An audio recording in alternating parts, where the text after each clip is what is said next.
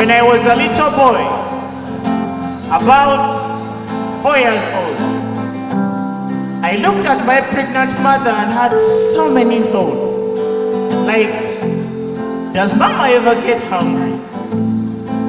She told me it was a baby inside her, and I asked, Mama, how do you hide it in your belly? She then told me it was God's design. So I wanted to go to God's fashion house and look if he has a few more designs, so I could change the ugly one he had given my mom. But then Mama told me that, son, to get to the Lord's fashion house, you have to go through heaven's gates. And the only passport to the gates is Jesus and death. Now this all seemed like a lot of stress, but the little me would do anything to change my mother's dress.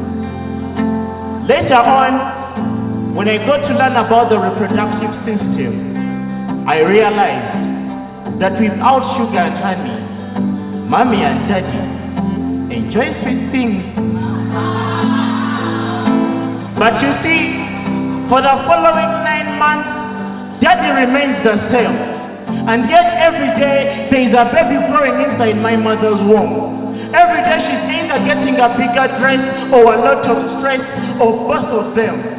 Every day her legs would pain and her back would ache, then her mood would change. Every day my mother's beautiful smile would turn plastic or totally fade. Every day. But society says that women are the weakest sex. So I just have to ask, why would God give such a great task to the weaker sex? You see, if the snake went to Adam, he would freak out and kill it. It had to approach brave Eve, give her the apple so she could make weak Adam eat it. When God promised Adam a helper, it did not mean that Adam wouldn't do the labor. It simply meant that Adam was an incomplete being and he needed something. Guess what? Eve, the woman, was that thing. I mean, we men have strong bodies, but the women have stronger souls.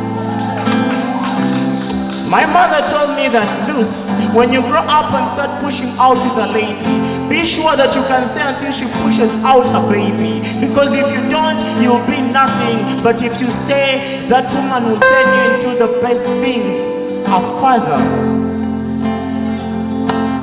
When I was 14 years old, my mother taught me exactly how to treat a woman.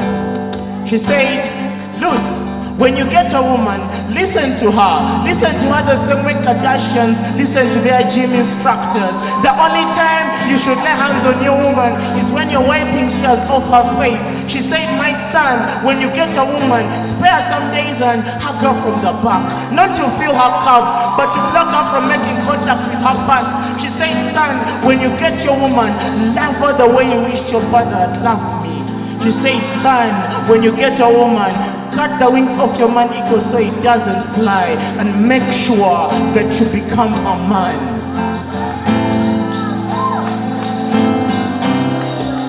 Mwana wange, bw'onyiga tokoonanga ebisenge, beeranga mukkakkamu, ebinyiizo by'omukyala tebikumalangamu, tokoonanga ku kitonde ekikazi. Bw'oli kikaanako olibanga kamuza ekitiibwa ky'okulwazi. Weewalenga nnyo emize gy'obwenzi. Uliza bino ebigambo bye nkugamba, bikuumira mu matu nga nziri mu nnyumba. My son, when you get a woman, make sure that you become a man. You see, when my sister was 18, Mama told her, my daughter, do not be deceived that life is a journey. It's not. Life to a woman is like a zoo, and you are the zoo animal.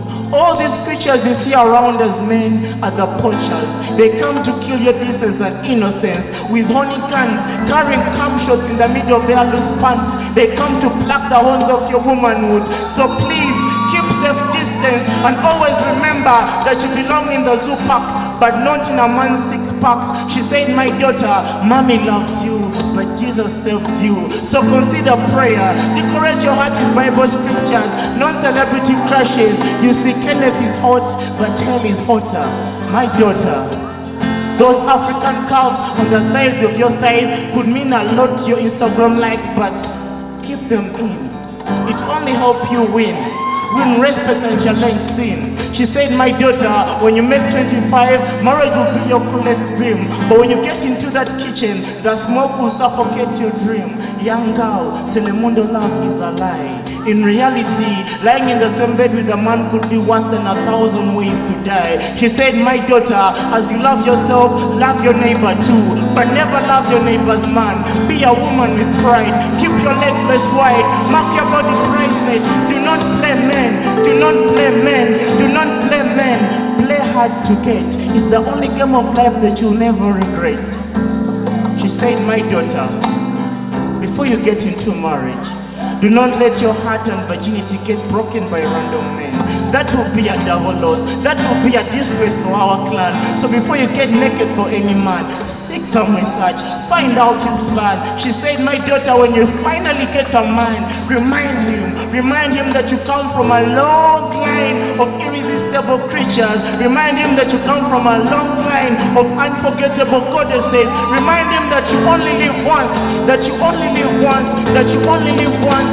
So he should only approach you if he can love you as twice. She said, my daughter, when you get a man, remind him that you come from a womb of an irresistible woman. You see, mothers like mine carry the entire weight of the world on their shoulders. Mothers like mine live amongst hatred. Mothers like mine live in a world where dreams are illegal. Mothers like mine are always chasing a colorless rainbow because society says that creatures like my mother are the weakest sex. So I just have to ask, why would God give such a great task to the weaker sex? Thank you.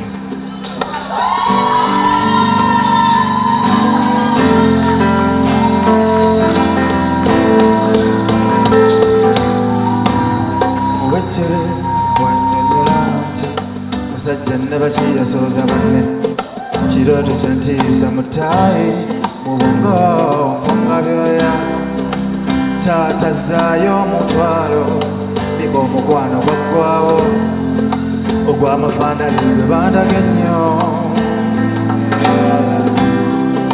ndopye mu ekikwatako ennyo funye n'endowooza z'ennyukinsi muliza manyi gwe nayanjuleka wadde mwenyaga omubiikira kyokka nagambibwa mu maaso awo wane bawaga benjesaawulira nazogolamu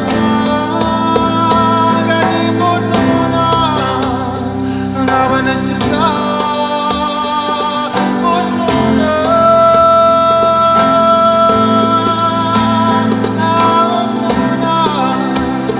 nga bwe yekisa